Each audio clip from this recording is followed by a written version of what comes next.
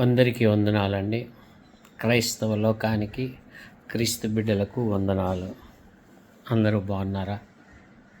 అనేక స్థలాల్లో భయంకరమైనటువంటి యుద్ధాలు జరుగుతున్నాయి. అమెరికా, ఇజ్రాయెల్, ఇరాన్, ఆ గల్ఫ్ దేశాలన్నీ కూడా బాంబింగ్ ఎక్కడ చూసినా. మా బిడ్డలిద్దరు కూడా అక్కడే ఉన్నారండి. అనేక మంది తల్లిదండ్రుల తాలూకా బిడ్డలు కూడా అక్కడ ఉన్నారు. ఈ క్లిష్ట సమయంలో వారు జాగ్రత్తగా ఉండాలి. వీరిలో ఉన్న క్రోధాలు తగ్గిపోవాలి, యుద్ధం ఆగాలి అనేటువంటిదే మన తలకు ఆకాంక్ష.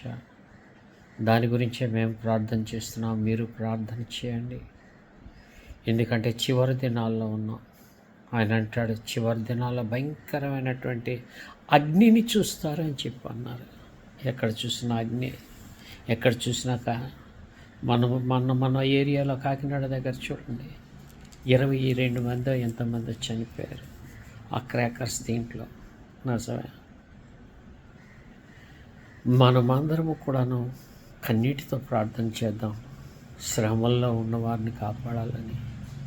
ఈ పెద్ద దేశాలు డబ్బు ఎక్కువైపోయి ఒకరి మీదకొకరు యుద్ధం ప్రకటించి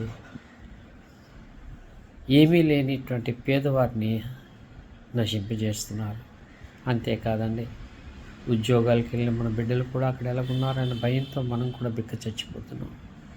ఈ ఉపవాస దినాల్లో ఇది మనకు అవసరమా? ఒక్కసారి జ్ఞాపకం చేసుకోండి. వారి క్షేమం కావాలి కాబట్టి వాళ్ళ గురించి మనం ప్రార్థన చేద్దాం. నిన్నటి దినాన్ని మనం చూసినట్లయితే అబ్రహాము ప్రార్థించాడు కాబట్టి లోతును తన భార్యని దేవదూతలు ఏం చేశారండి? బయటికి తీసుకొచ్చారండి. బయటికి తీసుకొచ్చి అంటున్నారు ఏంటని తెలుసా? వెళ్ళిపో, పరిగెత్తు పరిగెత్తు పరిగెత్తు అని చెప్పి అంటున్నారు. వెనక్కి చూడొద్దని చెప్పి అంటున్నారు.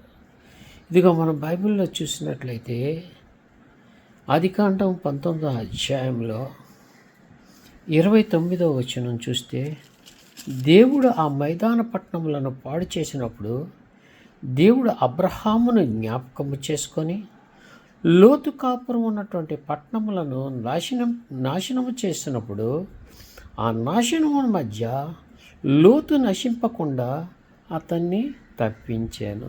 దేవునికి స్తోత్రం. ఇప్పుడు మన బిడ్డలు తప్పింపబడాలండి. మన బిడ్డలే కాదండి, మనలాగా ఎంతోమంది తాలూకు బిడ్డలు కూడా అక్కడ ఉన్నారు. ఆ శోధన నుండి తప్పింపబడాలి అని చెప్పంటే మనం ఏం చేయాలంటే ప్రార్థన చేయాలి. ఒక ప్రార్థన పరుడు కంపల్సరీ ఉండాలండి. ఎందుకో తెలుసా? ప్రార్థన చేస్తే అక్కడున్న శోధన తొలగిపోతుందండి. నువ్వే కానీ శ్రమల్లో ఉన్నావు అనుకోండి, నీ ఇంట్లో 5గురు ఉన్నారు, 5గురిలో ఒక్క ప్రార్థనా పరుడు ఉన్నా సరే దేవుడు ఏం చేస్తాడు తెలుసా? ఆ ప్రార్థన విని ఆ శోధనని తప్పిస్తాడండి. నిజమే. ఆమె ఏం చేసింది? పరిగెత్తు ముందుకు అని చెప్పి అంటున్నటువంటి ఆ యొక్క దేవదూతల మాట వినలేదు, కానీ వెనక్కి తిరిగి చూసిందండి.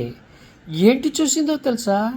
వీళ్ళు నన్ను ముందుకు పరిగెత్తమని చెప్పి నా ఆస్తిని, నా అంతస్తులు, నా గొర్రె మేకలను అన్నింటినీ కూడా కాజేసేస్తున్నారేమో అని చెప్పి ఆమె వెనక్కి చూసింది.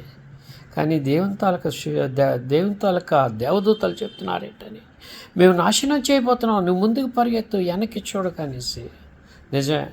మనం శోధన జయించలేకపోయింది. ఆమె తన ఆస్తిని గురించి వెనక్కి చూసిందండి. ఆస్తిని గురించి వెనక్కి చూసిన తర్వాత ఆమె ఏమైపోయిందండి? ఉప్పు స్తంభం అయిపోయింది.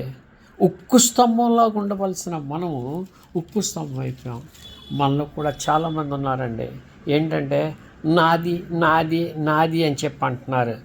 నాది కాదండి, సర్వం ఆయన ఇచ్చాడు. మనమేమి పట్టుకెళ్ళాం, అన్నీ విడిచిపెట్టి వెళ్ళిపోతాం. వెళ్ళిపోయే ముందు మాత్రం మనతో పాటు మన రక్షణ తీసుకుని వెళ్తాం. మీరు సిద్ధంగా ఉన్నారా? దేవుడు మిమ్మల్ని దీవించి ఆశీర్వదించును గాక. ఆమేన్. ఎవరు?